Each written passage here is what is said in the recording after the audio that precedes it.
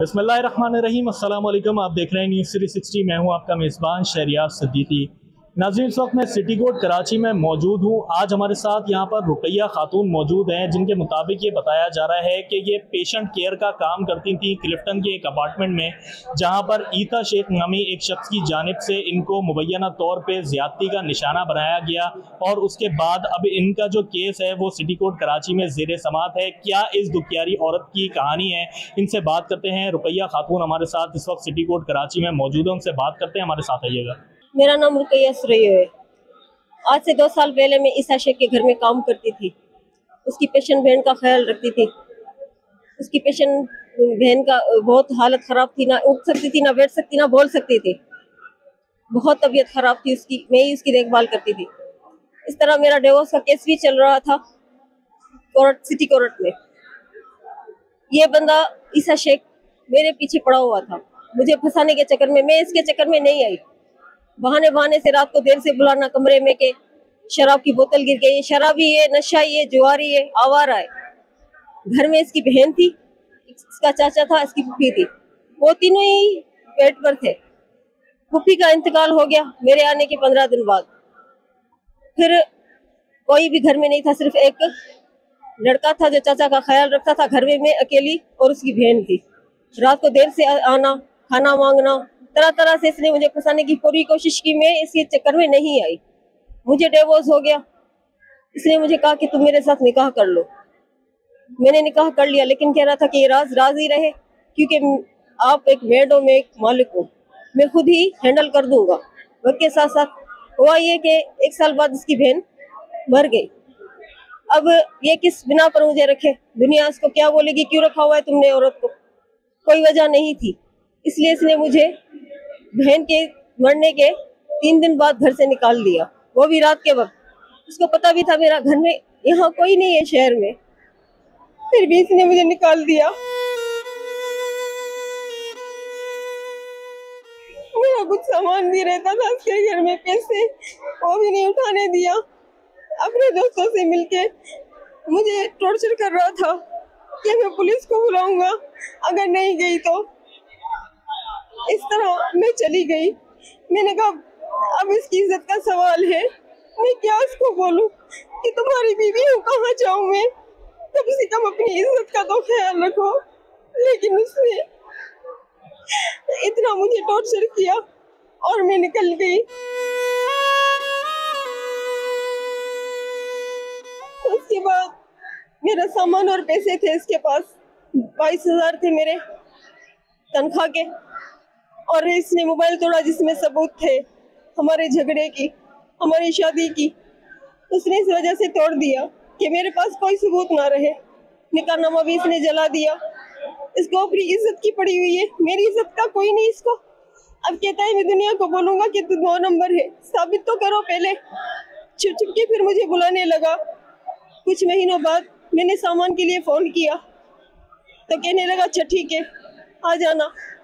फिर मुझे रात को बुलाता रहा अपने घर पे। मेरा तो शोहर था, मैं तो इस रिश्ते से जाती थी। फिर इसने वीडियो बनाई गलत मुझे ब्लैकमेल करने के लिए, मुझे नहीं पता था इसका। फिर एक दिन कहने लगा अच्छा तुम डिफेंस आओ, हमारा झगड़ा चलता रहा। मैंने कहा मुझे पैसे दो, अपना सामान दो। कहने लगा अच्छा ठीक है डिफेंस आना, वहाँ मेरे दोस्त के पास पैसे हैं, मैं वहाँ से लेके तुझे दे दूंगा।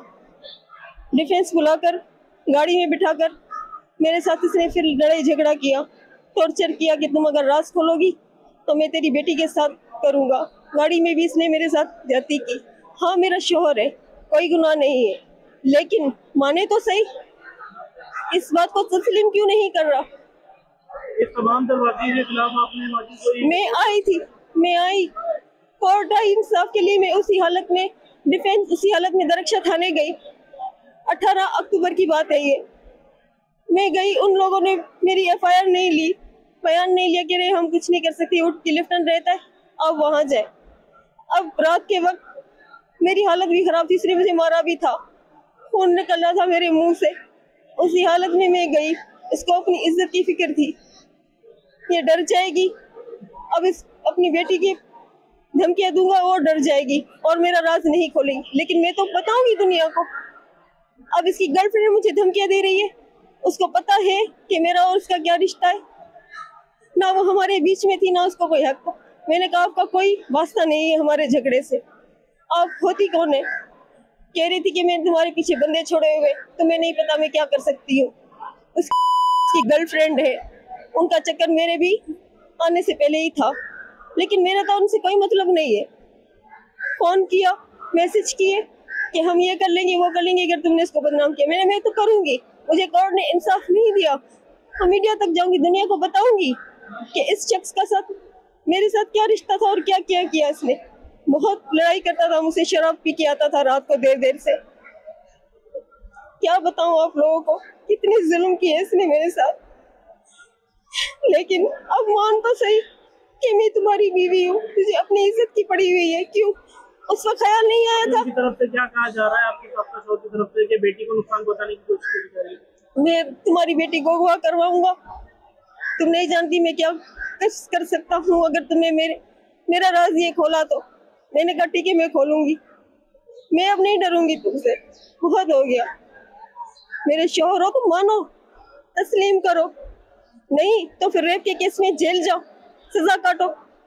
क्यों, कहाँ की नाइंसाफी है? जो आपने दर्ज करवाई थी उसके बाद अदालत में मुकदमा चला था? अदालत में मुकदमा चला था। मैंने अपनी लॉयर को बताया था कि मेरा हस्बैंड है, क्योंकि इसने मुझे कहा था मैं तुम्हारी वीडियो दिखाऊंगा जो मैंने बनाई है। क्या मियाँ बीवी के रिश्ते में यही तो होता है? मेरा भाई थोड़ी था, गलत रिश्ता ही होता है ना, मियाँ बीवी के रिश्ते में तो गलत होता है ना, क्यों शादी की जाती है? फिर वीडियो बनाकर मुझे टॉर्चर कर रहे हो, अपनी बीवी को बदनाम कर रहे हो। दुनिया को बताऊं तो सही कि ये बीवी बनाकर और फिर जान छुड़वा रहा है। उस वक्त उसको ख्याल नहीं आया कि मैं एक मेड थी, अब इसको नजर आ रहा है। क्यों, मुझे इंसाफ चाहिए। कोर्ट ने तो नहीं दिया, लेकिन अब आप लोग कुछ करें। सिफारिश, पैसा और क्या, यही चल रहा है आजकल। नहीं है हमारे कानून में कोई दम। क्यों, मैं इंसाफ के लिए कोर्ट आई हूँ ना, क्यों नहीं कर रहे मेरे साथ इंसाफ? क्यों छोड़ा हुआ है उसको? क्यों, क्या गुनाह है मेरा? मेरी इज्जत खराब कर रहा है। हाँ, मेरी लॉयर कह रही थी कि तुम्हारा शौहर था। हाँ शौहर था तो तस्लीम तो करवाओ उसको, क्यों नहीं करवा रहे तस्लीम उससे? उसे सवाल भी नहीं किया गया, क्यों, क्या वजह है इसकी? कम से कम उसे पूछो तो सही, क्यों कर रहे हैं मेरे साथ ऐसा? मुझे भी अपनी इज्जत प्यारी है, करो, तुमने जो मेरी वीडियो बनाई है ना, करो, मुझे कोई परवाह नहीं है, लेकिन दुनिया को पता होना चाहिए कि मैं इसकी बीवी थी। ये सिर्फ अपनी इज्जत बचाने के लिए सब कुछ कर रहा है। मैंने बोला था इसकी गर्लफ्रेंड को मैं नहीं छोड़ूंगी इसको, कह रही थी हमने बंदे छोड़े हुए, तुझे कुछ भी करवा सकते हैं। धमकियां दे रही है मुझे, रात भर उसके घर में होता है, सारी रात उसके नाजायज बच्चे भी हैं इसमें से। अदालत से भी क्या दरख्वास्त है, मुल्क के जजेस से क्या दरख्वास्त है? कोई हाल नहीं है, आया था ना, कोई सवाल नहीं किया गया उससे, डिसमिस कर दिया मेरा केस। क्यों, कि तुम्हारा सामान भी दे रहा है और तुझे पैसे भी दे रहा है। मुझे इंसाफ चाहिए भाई, पैसा सामान, अब कह रहा है सामान, चालाकी कर रहा है कि सामान नहीं है खुद आके ले ले, ताकि ये मुझे और टॉर्चर करे, मारे। पागल हूँ क्या मैं? ये बोल के गया है कि आए और अपना सामान खुद लेके जाए। सोने के बूंदे 10,000 और नए कपड़े थे। अब इसकी ये चालाकी देखे, मैं क्यों जाऊं जब इसने धमकी दी है कुछ भी कर सकते हैं। पागल थोड़ी हूँ मैं।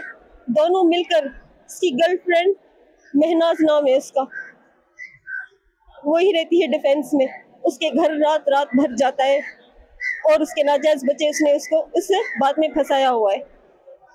अब इसको दोनों तरफ से फंसा हुआ है, इज्जत वहां भी जाती है वहां भी जाती है, लेकिन मैं तो नहीं छोड़ने वाली। इसने सोचा ये गरीब है, कुछ नहीं करेगी, इसके पास सबूत भी नहीं है। सबूत नहीं है, सबूत तुम्हारे पास भी अभी नहीं है, निकाहनामा तुमने जला दिया। लेकिन अब तस्लीम करो, बदनाम करने से पहले सोच लेना कि मेरा और आपका क्या रिश्ता था। मैं तो बता रही हूँ दुनिया का, हाँ मेरा हस्बैंड है, लेकिन मान क्यों नहीं रहा? इसलिए कि मैं एक मेड हूँ, तब ख्याल नहीं आया था। जब ये कदम उठा रहा था, बोल रहा था हर वक्त शराब शराब शराब, अयाशियां, पार्टियां घर में करता है। इसको अपनी बहन का भी ख्याल नहीं था, पेशेंट थी, रात भर पार्टियां, इंग्लिश गाने, ना हम सो पाते थे ना उसका चचा सो पाता था। हम मेरे साथ इंसाफ किया जाए। जी तो नाज़रीन, तमाम तर गुफ्तगू सुनी आपने रुकैया खातून की, जिनके मुताबिक ईसा शेख नामी एक शख्स की जानिब से मुबैना तौर पे बार बार उन्हें ज़्यादती का निशाना बनाया गया। इसके बाद जो है वो उनकी एक बेटी है जिसको ईसा शेख की जानिब से कत्ल करने की धमकियाँ दी जा रही हैं। रुकैया खातून की यही दरख्वास्त है आला अदलिया से और मुल्क के साहिब इक़्तिदार लोगों से कि इनकी मदद की जाए और इस जालिम शख्स से जो है वो रुकैया खातून को इंसाफ दिलाया जाए। यह था हमारा आज का प्रोग्राम। मज़ीद इस तरह की वीडियोस के लिए, मज़ीद अहम खबरों से बाखबर रहने के लिए हमारे चैनल न्यूज़ 360 के साथ जुड़े रहिए। इसी के साथ अपने मेज़बान शहरियार सिद्दीकी को दीजिए इजाज़त। अपना बहुत ख्याल रखिए। अल्लाह हाफ़िज़।